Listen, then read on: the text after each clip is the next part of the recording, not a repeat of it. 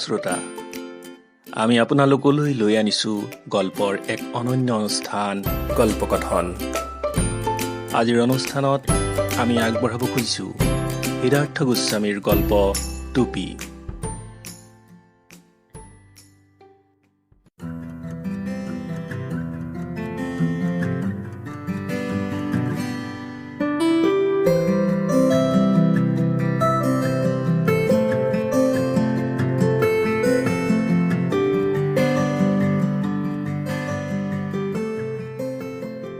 সিদিনা মোৰ হাতত কেনেবাকৈ এটা বগা ঘূৰণীয়া আৰু টুপিতে টোপ থকা টুপি আহি পৰিলহি। মই সেইটো পিন্ধি বিশ্ববিদ্যালয়ৰ চৌহদত হোৱা কুচকাৱাজ প্ৰতিযোগিতা চাবলৈ গ'লোঁ।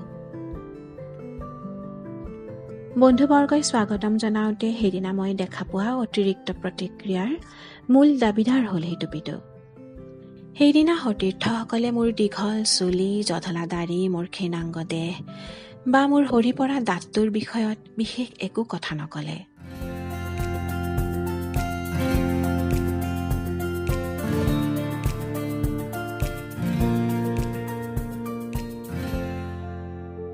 মোৰ আগদিনাৰ জীৱনৰ লগত সেইদিনাৰ জীৱনৰ পাৰ্থক্য আনি দিলে টুপিটোৱে।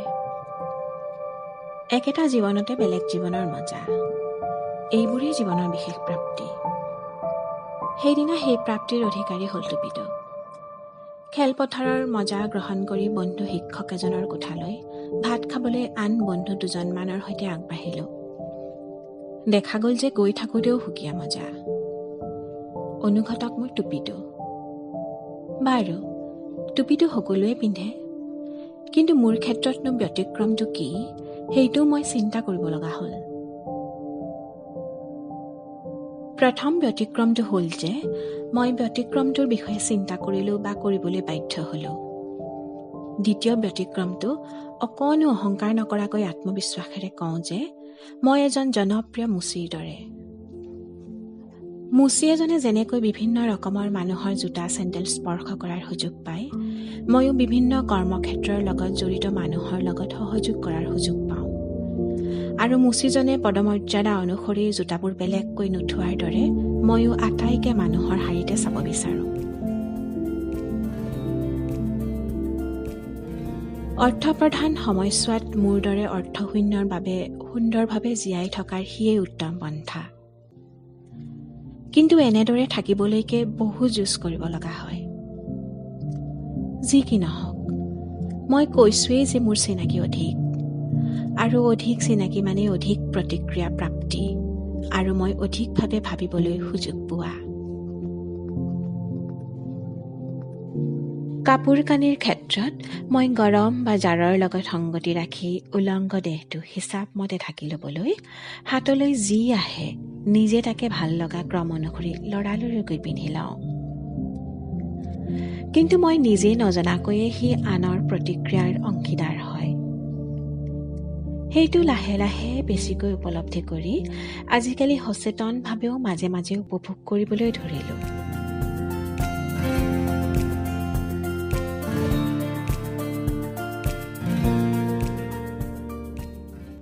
আকৌ সেইদিনা লৈ যাওঁ। সেইদিনা কিনকিনীয়া বৰষুণ আছিল বাবে টুপিটোও পাই পিন্ধি ল'লোঁ। যিসকলে চিনি পাই অথচ মাতি পোৱা নাই সেইসকলৰ একপক্ষীয় প্ৰতিক্ৰিয়া। নিজৰ মাজতে যে তেওঁলোকে কিবা এটা কথা পাতে সেয়া তেওঁলোকৰ শৰীৰৰ ভাষাৰ পৰাই বুজিব পাৰি। একেবাৰে চিনি নোপোৱাসকলৰো প্ৰতিক্ৰিয়া এনে যে তেওঁলোক চাবলৈ বাধ্য। এয়া টুপিৰে বাহাদুৰি। তাতে চকচকীয়া বগা ৰঙৰ টুপি, তাতো ওখ চাপৰ দৰৱ আছে। চকুত নপৰি পাৰেনে? কথাটো এনেকুৱা, মই যদি সপ্তাহত আমাৰ হোষ্টেলৰ ভাত ৰান্ধনীজনৰ ঘৰলৈ 4 বাৰ গৈছোঁ আৰু উপাচাৰ্যৰ ঘৰলৈ 2 বাৰ গৈছোঁ, এচামৰ দৃষ্টিত 2 বাৰ যোৱাটোহে চকুত পৰিব বা সি আলোচনাত ঠাই পাব।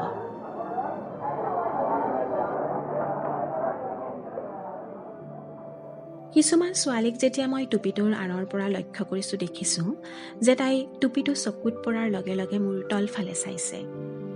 মই অনুমান কৰি লৈছোঁ যে মোৰ ভৰিত পলিচ কৰা জোতা আছেনে বোধ হয় তাকে চাইছে। আৰু কেইবাটাও খোজ পৰ্যন্ত মোৰ বেশভূষাই তাইক আমনি দি গৈছে বা কিবা এক প্ৰতিক্ৰিয়া কৰি গৈছে। মই এইটো কোৱা নাই যে সকলোৱে টুপিটো ভাল দেখিছে। ভাল বেয়াবোৰ টুপিটোত একাকাৰ হৈ পৰিছে। মই মাথোন টুপিটোৰ আঁৰৰ পৰা আটাইবোৰ ৰেহৰূপ চাই আছো।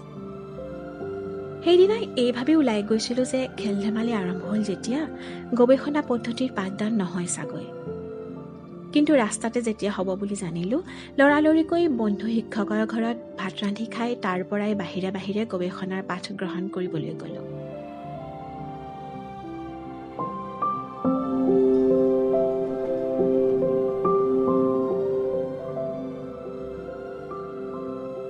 টুপিটো পিন্ধি ল'লোঁ। দুই এজনে ক'লে, তেনেকৈ শ্ৰেণীলৈ গ'লে যে আপোনাক বেয়া লাগিব। কিয় জানো সেই মন্তব্যই টুপিটো শ্ৰেণীকক্ষলৈ পিন্ধি যাবলৈ মোক বেছি উৎসাহহে যোগালে। দুজনমানক তেওঁলোকে টুপিটোৰ সম্পৰ্কে দিয়া সম্ভাৱ্য মন্তব্য দিয়াৰ আগতেই ক'লোঁ, আজি পুৱাই ওলাই অহা, তেনেকৈ গুচি আহিলোঁ। শ্ৰেণীকোঠা গৈ পালোঁগৈ। প্ৰতিক্ৰিয়াৰ কথা পূৰ্বে অনুভৱ কৰাত মোৰ হাঁহিটো আপোনা আপুনি পিৰিঙি আছিলেই। শ্ৰেণীকোঠাত সোমোৱাৰ লগে লগে এটা শব্দৰ বান্দোল মোৰ কাণত পৰিলহি। ৱাও! মই খুব সাধাৰণভাৱে হহাৰ বাদে বেলেগ উপায় নাছিল। এজনে মোক দেখি ফটো ল'লে।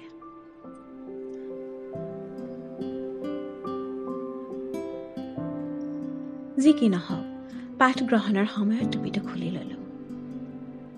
টুপিটো পিন্ধি মোৰ পাঠ গ্ৰহণ কৰাত অকণো অসুবিধা নাই। কিন্তু শিক্ষকজনৰ যদি অসুবিধা হয়, আৰু শিক্ষক মানে ৰেলৰ ইঞ্জিনটো, ইঞ্জিনত খেলিমেলি হ'লে যাত্ৰীৰ অৱস্থা কি হ'ব? গতিকে টুপিটোক সেইকণ স্বাধীনতাৰ পৰা অন্তত পাঠদান চলি থকা সময়ৰ বাবে বঞ্চিত কৰিলোঁ। শ্ৰেণীৰ পৰা ওলালোঁ। ইফালে সিফালে এটা শব্দ সঘনাই উচ্চাৰিত হ'ল, ৱাও! অচিনাকি দুই এজনে নিশ্চয় ভাবিছে বা ফুচফুচাই কৈছে, এইটো ক'ৰ জেংগু আহিছে? ইফালে সিফালে ঘূৰাৰ অন্তত গধূলি সময়ত বিশ্ববিদ্যালয়ৰ বজাৰ এলেকাত পদমৰ্যাদা ৰক্ষা কৰি চলা এজন শিক্ষকৰ মুখামুখি হ'লোঁ।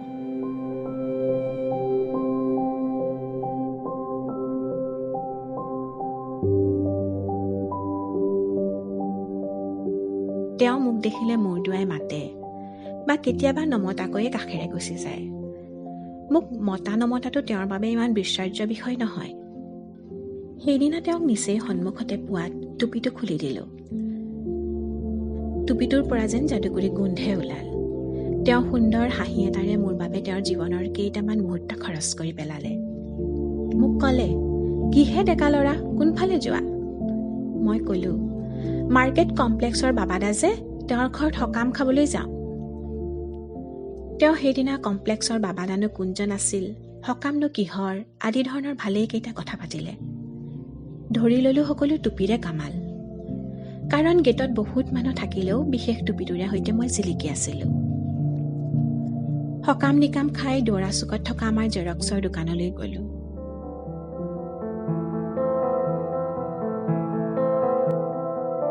মই টুপিটো খুলি জেৰক্স কৰি আছোঁ।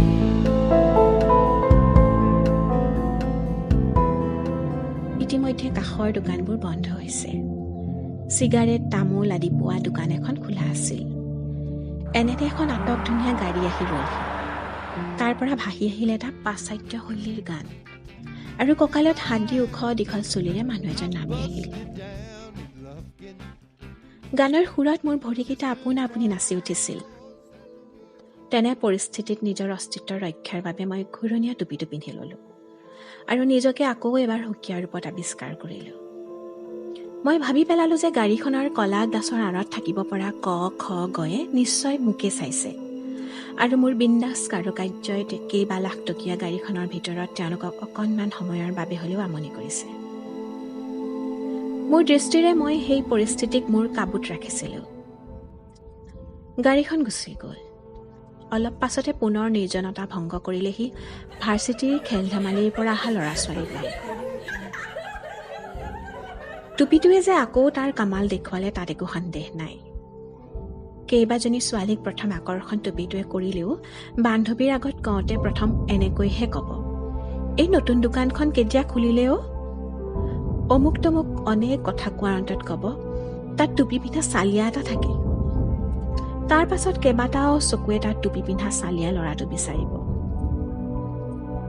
বিচাৰি বিচাৰি হাইৰাণ হ'ব, কিন্তু তাত দেখা পাব দাড়ি চুলি কটা চিকুণমূৰীয়া এটাকহে। আকৌ চৰ্চা হ'ব চিকুণমূৰীয়াৰ। কেইবাটা চকুৱে আকৌ চিকুণমূৰীয়াক বিচাৰিব, কিন্তু চিকুণমূৰীয়াও সলনি হ'ব। সলনা সলনিৰ মজাদাৰ খেলখন চলি থাকিব। দিনত কোন থাকে কোন নাথাকে সেয়া জেৰক্সৰ দোকানত চাবলৈ তেওঁলোকৰ সময় নাই। কিন্তু নিশাৰ নিৰ্জনতাত সেইদিনা টুপিটোৱে বহুতক টুপিৰ ভাষাৰে জোকাইছিল বুলি নিশ্চিত হৈহে মই এনেবোৰ অনুমান কৰিছোঁ। বাৰু আচল কাহিনীলৈ আহোঁ। ল'ৰা ছোৱালীবোৰ যোৱাৰ পাছত ময়ো দোকান বন্ধ কৰি সিহঁতৰ পিছে পিছে ৰুমলৈ বুলি গ'লোঁ। টুপিটো পিন্ধিয়েই থাকিলোঁ। তেতিয়াও মোৰ আৰু এঠাইলৈ যাবলগীয়া আছিল। ৰাস্তাত যাওঁতে সেইদিনা এই ভাবি ভয়টো আঁতৰি থাকিল যে আজি অন্ততঃ গাড়ীৰ চালকবোৰে মোক আঁতৰৰ পৰাই ধৰিব পাৰিব। গতিকে হতকাই খুন্দা খোৱাৰ সম্ভাৱনা নাই। মানুহৰ মৰাতকৈ মৰিম মৰিম বুলি ভাবি থকা কথাটোৱেহে আচল শাস্তিকণ দিয়ে। মই সেইদিনা ৰাস্তাত যোৱা সময়কণ বিন্দাছকৈ যি গৈছোঁ আৰু দিনটোৰ কথাবোৰ সোঁৱৰি এটা ৰোমাঞ্চ অনুভৱ কৰিছোঁ। আগন্তুক ভ্ৰমণৰ কথা ভাবি মোৰ খোজৰ গতিও অলপ তীব্ৰ হৈছে, কাৰণ সেই ৰোমাঞ্চখিনি লৈয়ে মই মোৰ ভাবি পত্নীৰ ঘৰত সোমাবগৈ লাগিব।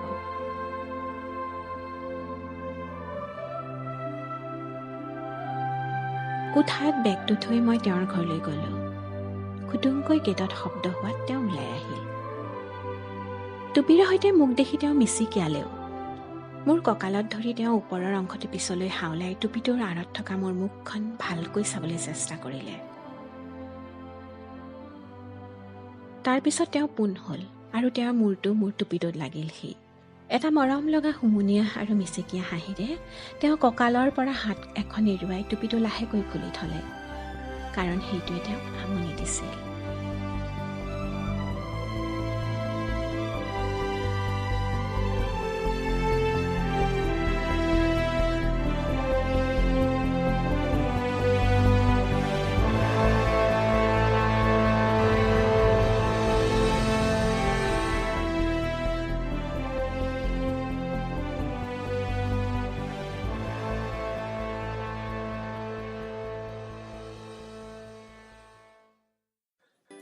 ইমান পৰে আপোনালোকে সিদ্ধাৰ্থ গোস্বামীৰ গল্প টুপি শুনিলে। আমি অতি সোনকালেই পুনৰ আন এটি সুন্দৰ গল্প লৈ আপোনালোকৰ ওচৰত উপস্থিত হ'ম।